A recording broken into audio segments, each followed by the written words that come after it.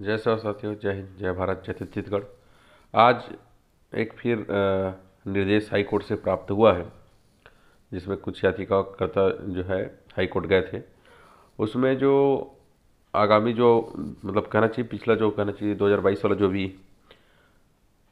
जो वैकेंसी निकल थी पीएससी वाला, उसमें हाई कोर्ट ने कहा है कि मतलब लोक सेवा आयोग को निर्देश दिया है कि जब तक वहाँ से कोई मतलब हाई कोर्ट से बिना पूछे वो परीक्षा का परिणाम जारी मत करें।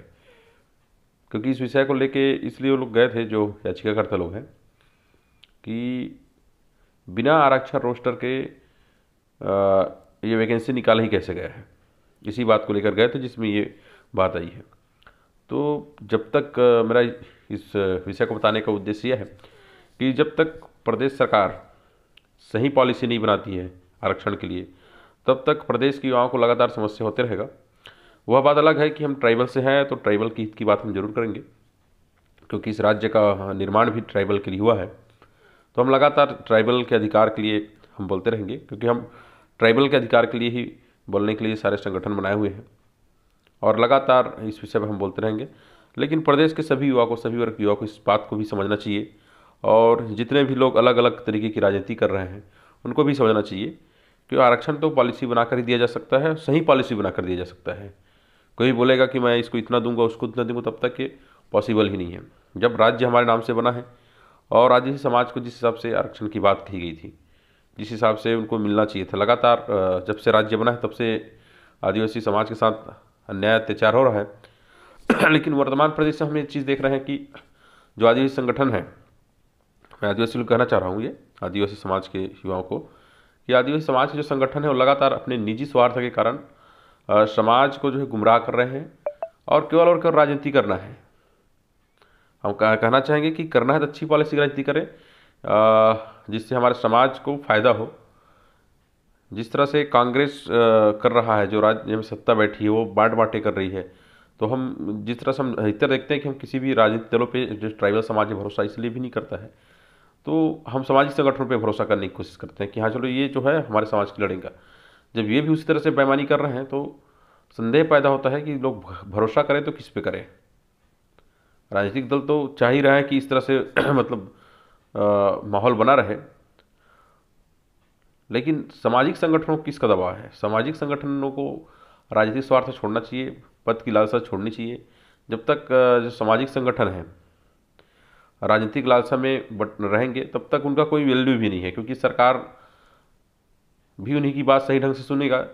जो कहना चाहिए अपनी बात दमदारी से रखेगा, समाज के हित की बात रखेगा, तब समाज का वैल्यू भी बढ़ेगा और उनका भी कद बढ़ेगा। और जिस तरह से हमारे राज्य में जो सर्वोदय समाज संगठन दो दो ग्रुप बना हुआ है, कर्मचारी संगठन जो ग्रुप ग्रुप चल रहा है, तो ये कहीं ना कहीं आप स्पष्ट समझिए हमारे समाज को ही नुकसान हो रहा है और आने वाली युवा पीढ़ी को नुकसान हो रहा है। तो इसका परिणाम आज नहीं तो कल सबको भुगतना पड़ेगा।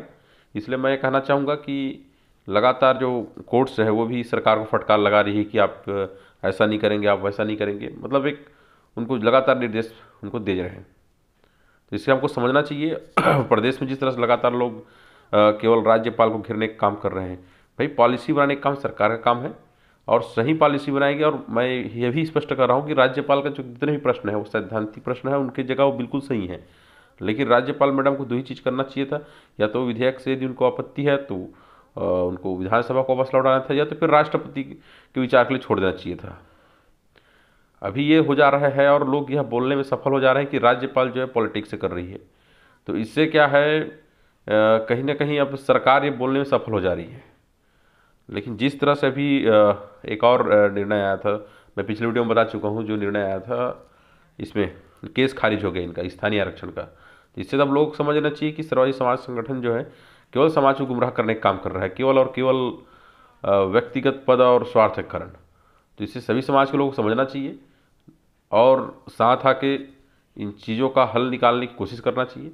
और जब तक तैयारी नहीं करेंगे, जब तक वो इस कहना चाहिए इन संगठनों से सवाल नहीं करेंगे, तब तक ये लोग तो अपनी मनमानी करते रहेंगे।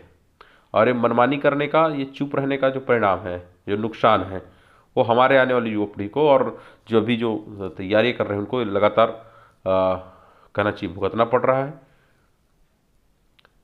तो इस चीज़ से बचना है तो हमको ये आवाज़ उठानी पड़ेगी, और साथ ही अब सही पॉलिसी बनाना है तो पूरे प्रदेश के युवाओं को ही बोलना पड़ेगा कि भाई गुमराह करना बंद करिए, नहीं तो पूरे प्रदेश में जो स्थिति भी बनी हुई है, मुझे नहीं लगता कि शायद इस मतलब इस चुनाव के पहले, मतलब ये तो मामला पूरे चुनाव तक अटकाने का चल रहा है।